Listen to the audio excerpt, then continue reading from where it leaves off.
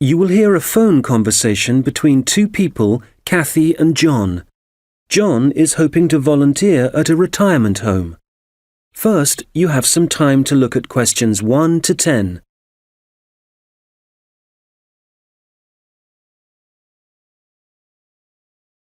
Hello, Hillary Lodge Retirement Home. Kathy speaking.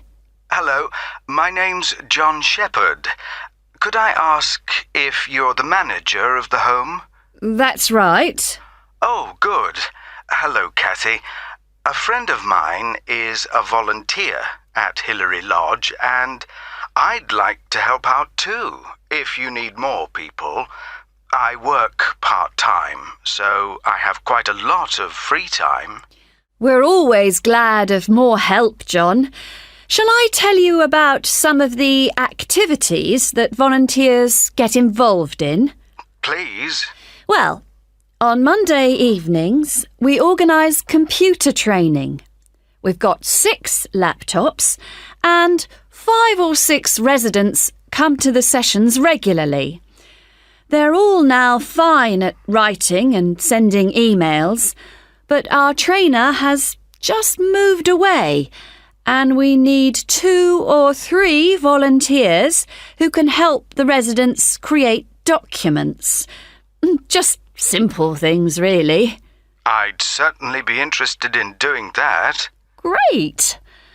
Then on Tuesday afternoons, we have an informal singing class, which most of the residents attend. We've got a keyboard and someone who plays, but if you'd like to join in the singing, you'd be very welcome. I work on Tuesdays at the moment, though that might change. I'll have to give it a miss for now, I'm afraid. OK. Then on Thursday mornings, we generally have a session in our garden. Several of our residents enjoy learning about flowers, where they grow best, how to look after them and so on. Is that something you're keen on? I'm no expert, but I enjoy gardening, so yes, I'd like to get involved. Do you have your own tools at the home? We've got a few, but not very many. I could bring some in with me when I come. Thank you very much. One very important thing for volunteers is that we hold a monthly meeting where they all get together with the staff. It's a chance to make sure we're working well together and that everyone knows how the residents are and what's going on in the home. Uh-huh. Now, obviously, we'd need to get to know you before you become one of our volunteers. Of course. Could you come in for an informal interview later this week, maybe? I'm busy the next couple of days, but would Saturday be possible? Certainly. Just drop in any time during the day. I won't be working then, so you'll see my assistant, Mairead. Sorry, how do you spell that? It's M-A-I-R-E-A-D.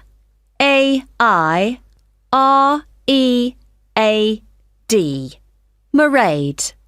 OK, got that. It's not a name I'm familiar with. Oh, it's an Irish name. She comes from Dublin. Right.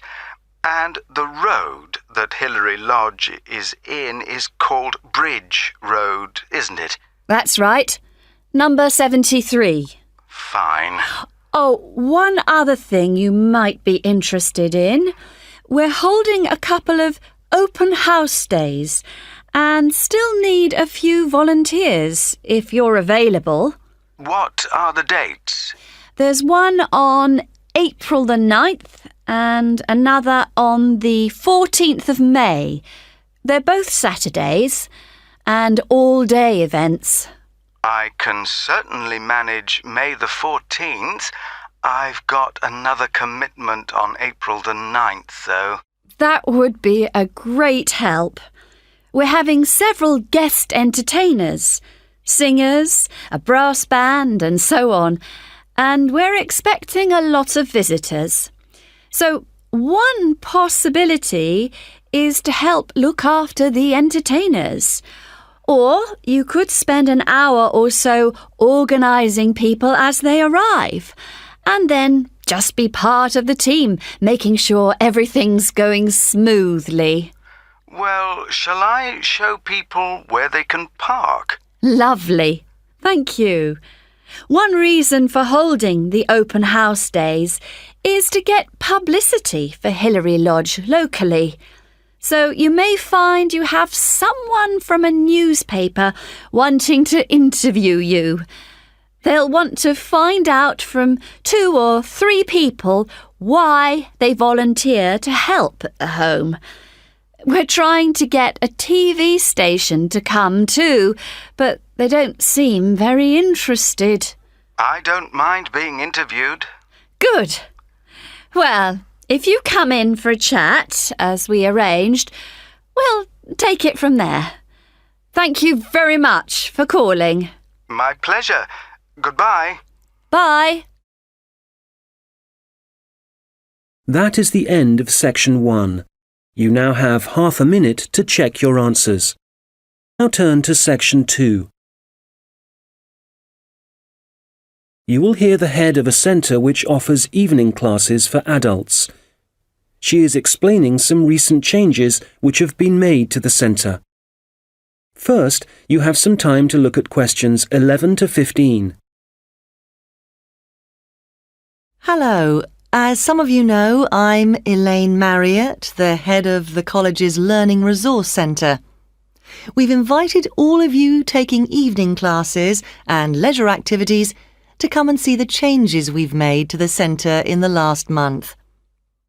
One major change we've made here on the ground floor is to the layout, as you can see from looking around you. I'm sure you'll recognise the desk. That's still in the same place, as it has to be just inside the door.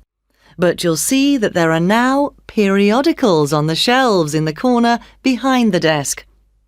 We've brought them nearer the entrance because so many people like to come in just to read magazines.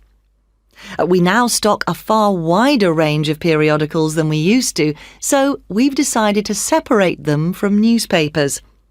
This means the newspapers are now just the other side of the stairs, near the study area. Now, another thing is that we've brought the computers downstairs. People used to complain about having to go upstairs to use them. So they're now at the far side of the building on the right, in the corner overlooking the car park. We've now got an extra photocopier. So, as well as the one upstairs, there's one down here. You can see it right opposite the entrance, by the wall on the far side. The biggest change, though, and one I'm sure many of you will welcome, is that we now have a cafe at last. We've been asking for one for years. If you turn right, as soon as you get past the desk, you'll see the door ahead of you. It became possible to have a cafe because the building has been extended and we've now got a new office and storeroom area. What else should I tell you about before we walk round? Oh yes, we've had so many requests for books on sport that we've bought a lot more, and they're all together immediately to the right of the entrance. Before you hear the rest of the conversation, you will have some time to look at the questions 16 to 20. Now listen and answer questions 16 to 20. OK, that's enough on the new layout. We'll walk round in a moment, but before we do, something about the people who are here to help you. Of course, all the staff will do their best to answer your questions, but now we're each going to specialise in certain areas. So, if you ask a staff member about something and they don't think they can help you enough, they'll direct you to our specialist. Jenny Reed is the person to see if there are any films you'd like us to stock, as she's taken over responsibility for purchasing those. I'd better warn you that our budget is limited, so I'm afraid we can't promise to buy everything you ask for. Phil Penshurst can help you to improve your writing if you need to produce reports for your course. You can book a half-hour session with Phil to start with. Then, if you want more help, he'll arrange follow-up sessions with you. I must mention Tom Salisbury. Many people are interested in doing research or just reading about this region. The people, occupations, changes over the years and so on. Tom is a specialist in this particular field, so if you want any help, he can point you in the right direction. We've got a large collection of relevant documents, from old maps to studies of the wildlife. We have a new member of staff, Saeed Akhtar. I'm sure you'll meet him soon and will find him very helpful. If you're unemployed and want some advice on the practical aspects of looking for a job, Saeed is the person to talk to. He's also written a very useful book on the subject, which of course we've got on our shelves.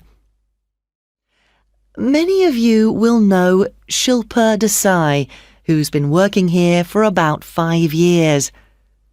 Shilpa now has the additional responsibility of giving information and advice on anything to do with housing, such as finding out what's available or whether you're eligible for financial help. Right, well, that's quite enough from me. So let's walk round the library. That is the end of section 2. You now have half a minute to check your answers. Section 3. You will hear a student called Rob, who is in the first year of a theatre studies course, talking to another student called Mia, who's in the 4th year of the same course. First, you have some time to look at questions 21 to 25.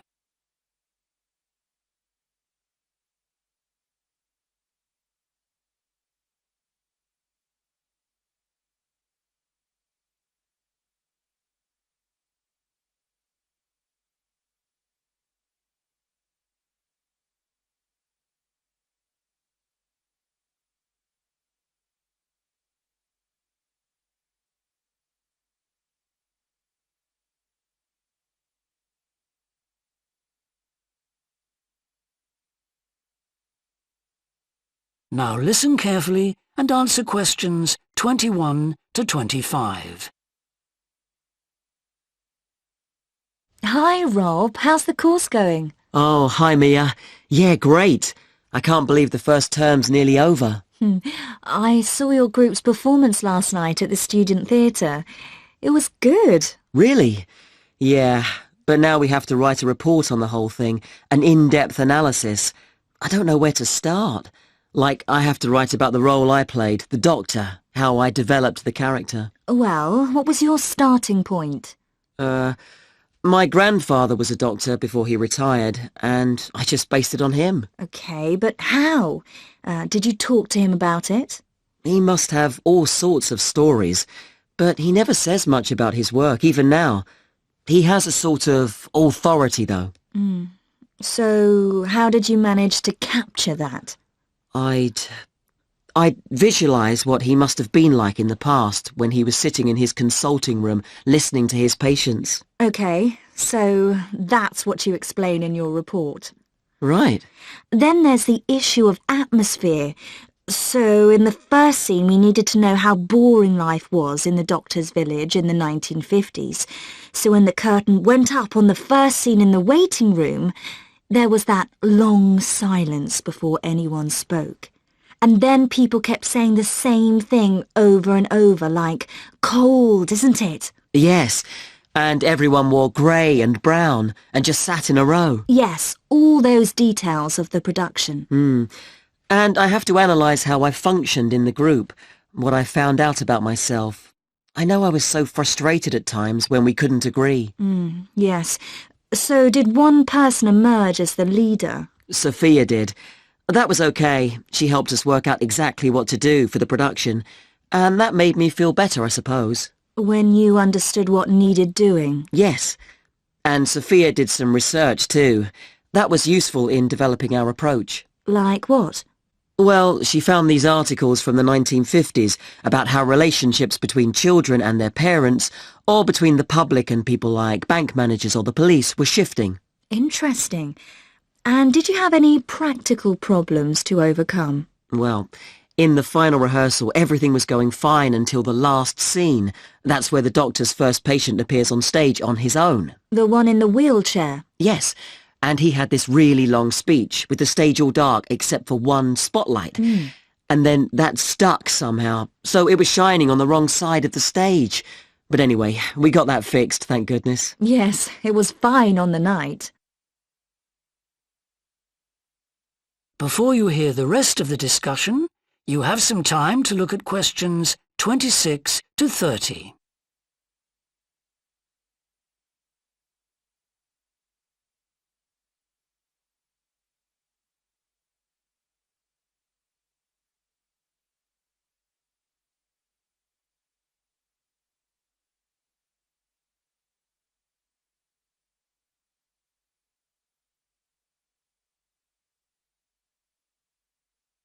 Now listen and answer questions 26 to 30.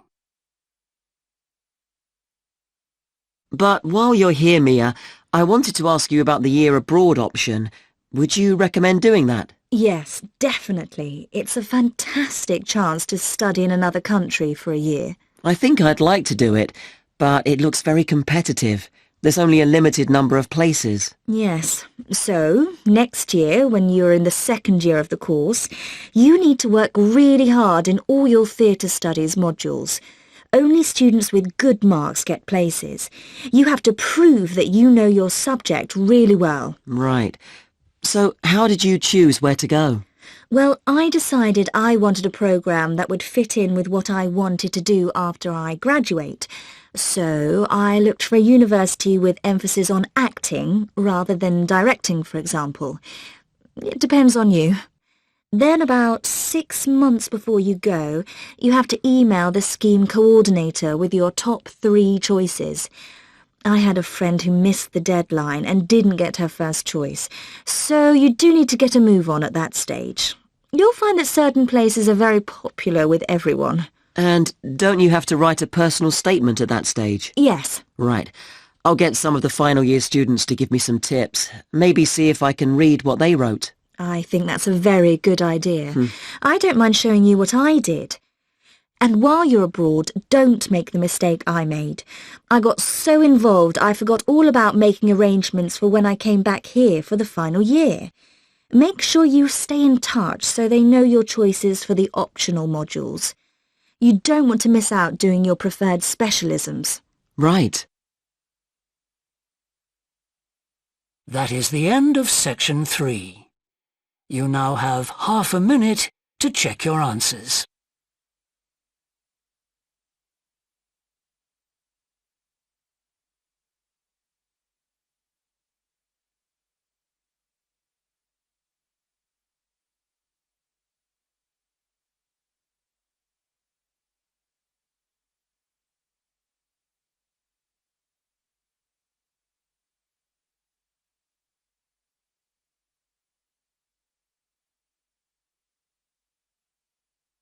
Now turn to section 4.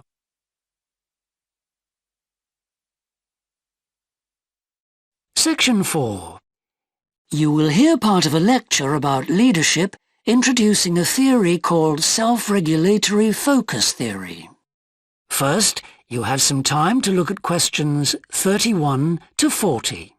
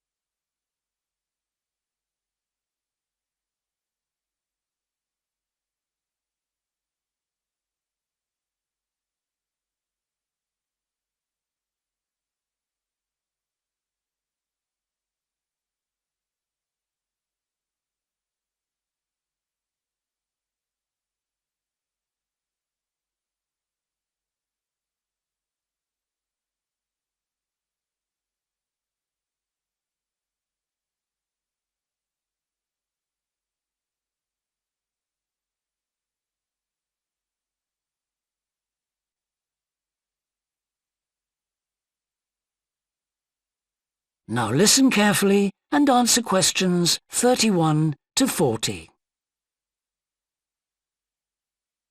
Today, I want to talk about self-regulatory focus theory and how the actions of leaders can affect the way followers approach different situations. Self-regulatory focus theory is a theory developed by Torrey Higgins. He says that a person's focus at any given time is to either approach pleasure or avoid pain. These are two basic motivations that each and every one of us has, and they cause us to have different kinds of goals. Promotion goals in different life situations emphasize achievement.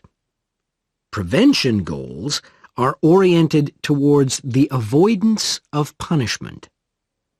In a specific situation, our thoughts might focus more on promotion goals or more on prevention goals. The theory suggests that two factors affect which goals we are focusing on. First, there is a chronic factor. This factor is connected to a person's personality and says that each person has a basic tendency to either focus more on promotion goals or focus more on prevention goals as part of his or her personality. Second, there is a situational factor, which means that the context we are in can make us more likely to focus on one set of goals or the other. For example, we are more likely to be thinking about pleasure and to have promotion goals when we are spending time with a friend. In contrast, if we are working on an important project for our boss, we are more likely to try to avoid making mistakes and therefore have more prevention goals in our mind. Research has shown that the goals we are focusing on at a given time affect the way we think. For example, when focusing on promotion goals, people consider their ideal self, their aspirations and gains. They don't think about what they can lose, so they think in a happier mode. They feel more inspired to change. When people are focusing on prevention goals, they think about their ought self. What are they supposed to be? What are people expecting from them? They consider their obligations to others. As a result, they experience more anxiety and try to avoid situations where they could lose.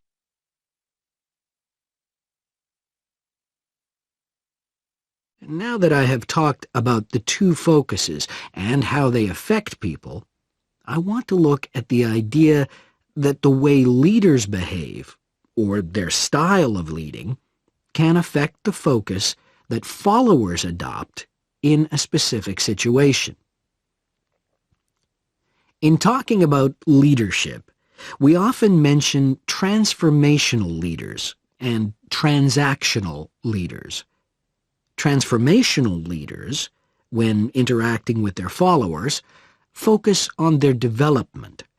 In their words and actions, transformational leaders highlight change.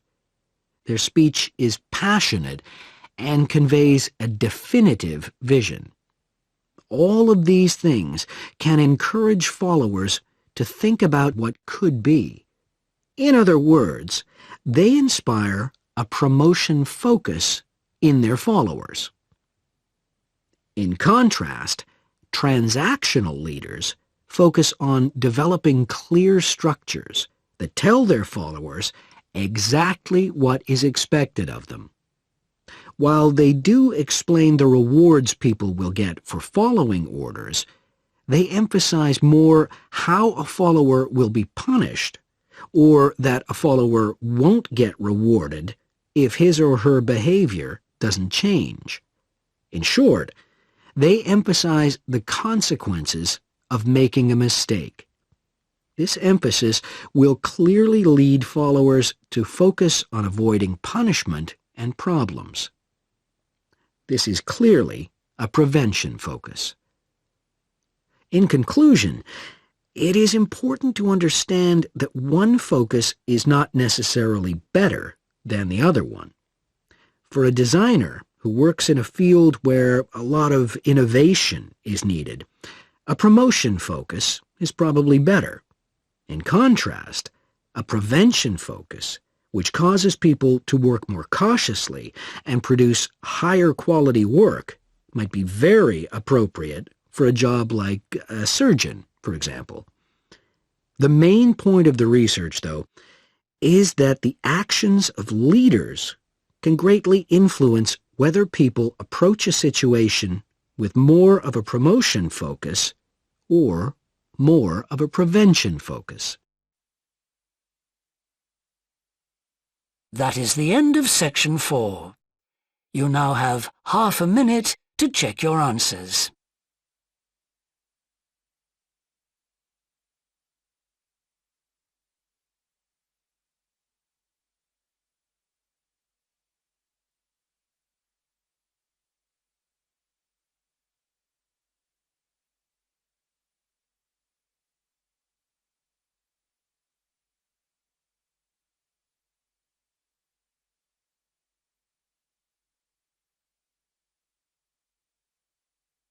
That is the end of the listening test.